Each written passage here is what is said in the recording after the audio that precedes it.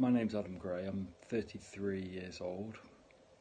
In July 2019, I was diagnosed with stage 4 neuroendocrine cancer.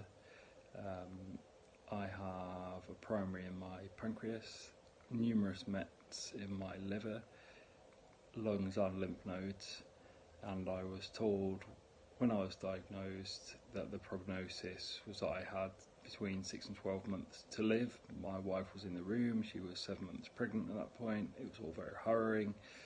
Probably the worst moment of my life. We've since had our child, and she's fighting fit, so that's amazing.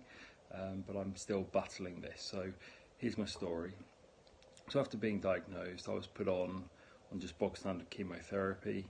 I won't go into the type, but in December 2019 that failed and the cancer continued to grow. At that point I started doing a bit of research around alternative types of treatment and came across Jane's book. I was put on a different chemotherapy in January and implemented my Metro map. I then had my first scan, so my first scan was after 2 rounds of chemotherapy, and the oncologist, following my implementation of Jane's plan, said that I'd had an excellent result. All of my tumours had seen a reduced metabolic profile, and then after the 6-month scan I'd had an excellent response. They've not disappeared by any stretch, but they've all shrunk, which is incredible. I've now been taken off chemotherapy.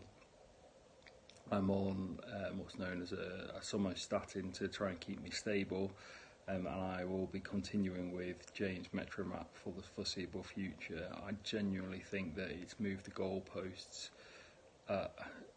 an immeasurable amount. You can't put a figure on it, but just the positivity it gives you that you are doing something that you genuinely believe in, and 2, the science behind it just, in my mind, make complete sense. You have a cell that is rapidly dividing and in need of a huge amount of resource and energy to grow, and by depleting it of that, you are essentially weakening it for the chemotherapy, and I 100% believe that that is exactly what I've done, and that's why I've seen the results that I've seen. I'll be following Jane's protocol for probably the rest of my life, I suspect.